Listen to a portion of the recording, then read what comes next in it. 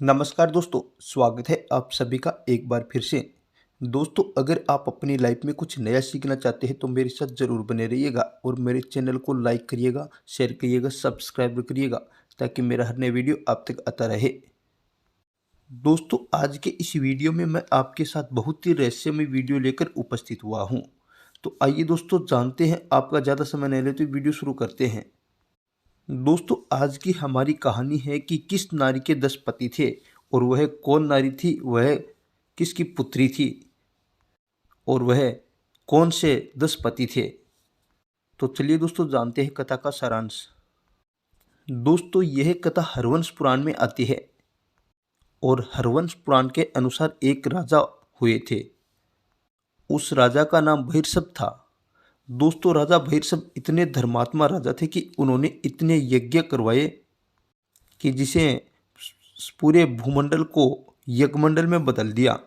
उनके यज्ञों से भगवान परमपिता ब्रह्मा जी प्रसन्न होकर के उनके सामने उपस्थित हुए और उनके सामने उपस्थित होकर के बोले, हे पुत्र, तुम्हें इस संसार की रचना के लिए समुद्र की पुत्री शतदुर्ति से विवाह कर लेना चाहिए, क्योंकि उस समय सृष्टि का प्रारंभ काल चल रहा था और ब्रह्मा जी ने समुद्र देव को भी आज्ञा दी कि तुम्हें अपनी पुत्री का विवाह है वो प्राचीन भैर के साथ कर देना चाहिए। तो दोस्तों, उस महान राजा प्राचीन भैर का विवाह समुद्र की पुत्री शतदुर्ति से हो गया और उनके गर्भ से 10 पुत्रों का जन्म हुआ और वह 10 पुत्र मिलकर परचेता कहलाए। उन 10 पुत्रों को 10 परचेता भाई कहा गया है। वह 10 परचेता प्राचीन भैर और शतदुर्ति के पुत्र कहलाए। दोस्तों, यह कथा मैं आपको हरवंश पुराण के अनुसार बता रहा हूँ।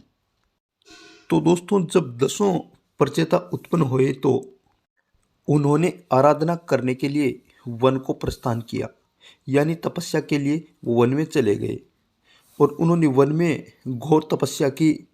उन्होंने 10,000 वर्ष तक तपस्या की और इतने समय में वहाँ पे वृक्षों ने संपूर्ण सृष्टि को ढक कर रख लिया।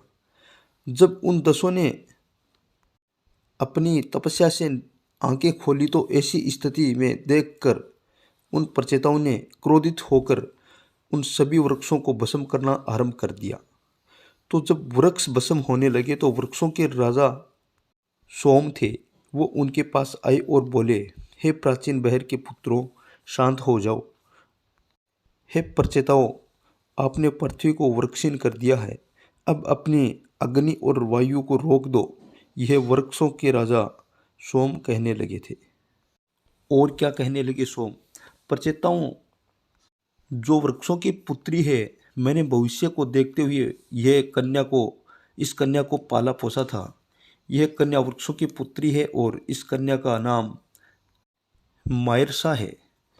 सोम कह रहे हैं, हे महाभागा, वृक्षों के सत से मधुमेह उत्पन्न हुई थी।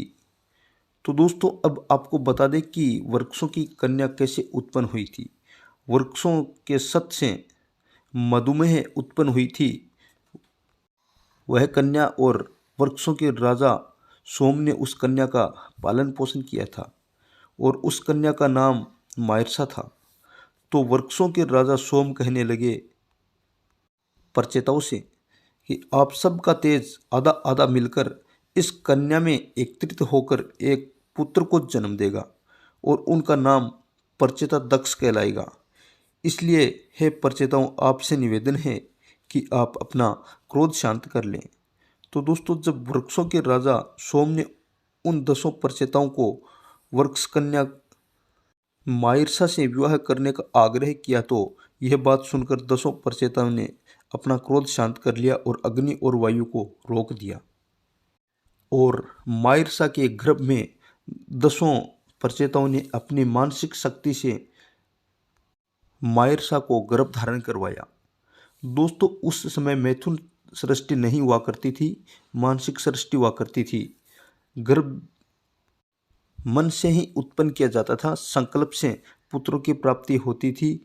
तो दोस्तों, इस प्रकार से इस कहानी का सारांश निकला है कि एक नारी और 10 पति और एक पुत्र।